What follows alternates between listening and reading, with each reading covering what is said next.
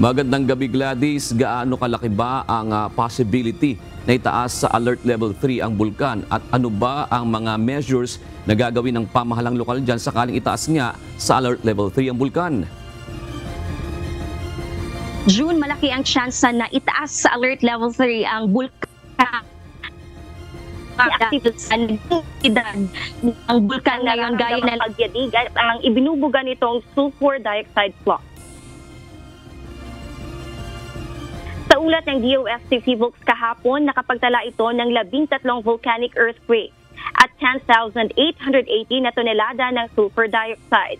Ayon kay Chief John D.F. De Asis ng La Castellana Municipal Disaster Risk Reduction and Management Office, sa oras na itaas na sa Alert Level 3 ang bulkan, ay magsasagawa ng full-scale evacuation ang munisipalidad.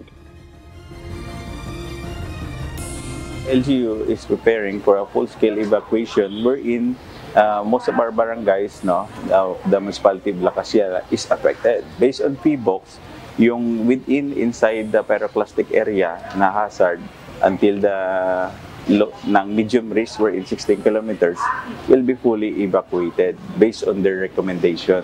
Based on their scientific na analysis wherein the hazards of Mount Canlaon would affect most of the municipality of La Castellana. Nangangahulugan itong ang mga residente hindi lamang mula sa 4 kilometers permanent danger zone, kundi hanggang 16 kilometers mula sa paligid ng bulkan ay ililikas na. Sa ngayon, ang nasa 4 kilometer PDZ muna ang nagsagawa ng forced evacuation, preemptive evacuation naman hanggang 6 kilometer permanent danger zone, kung saan ang mga bata, buntis, matatanda at PWDs muna ang inilikas. After nang naglabas po ng directives, yung butihin nating director from the OCD and also our governor from the province, our mayor conducted a convening of our council for the advance and preparedness measures to activate the plan that within the 40 kilometer na extended danger zone ng Mount Canlaon within the radius.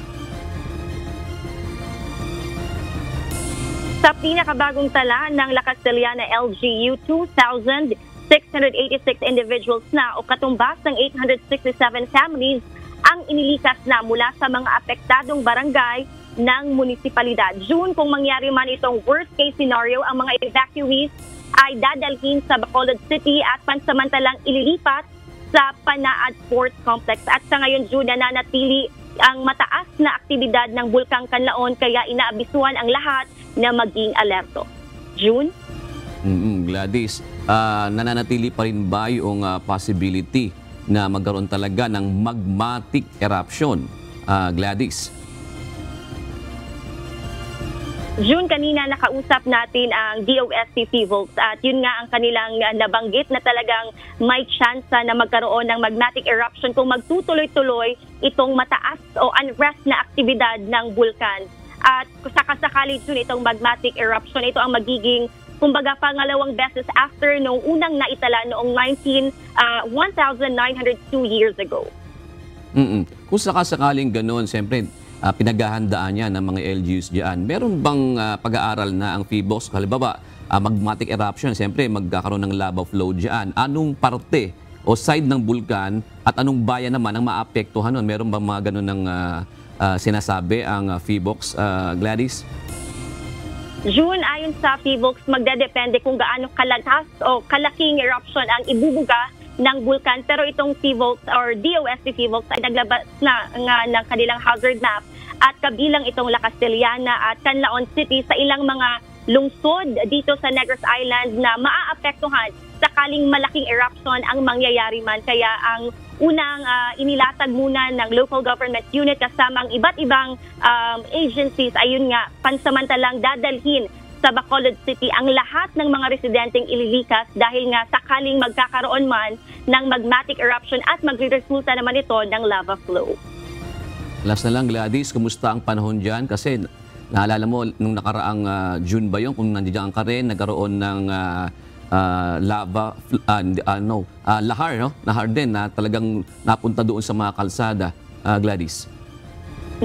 June, tuloy-tuloy nga ang masamang panahon o mga pag-ulan dito sa Negros Island, in particular dito sa ating lugar na pinuntahan ang La Castellana City. At actually inilinaw ng city disaster o municipality disaster ng La Castellana, June, na wala pa tayong naitatalang lahar flow dito sa lungsod dahil ang naranasan lamang kamakailan o nitong weekend ay tanging muddy stream flow lamang. Ito ang mga natitirang o nalalabing mga debris mula sa nangyaring pagputok ng Bulkang Kanlaon noong nakaraang Hunyo naman, June. Alright, maraming salamat sa clarification na yan. Gladys Tuwabi nag-uulat mula sa La Castellana, Negros Occidental.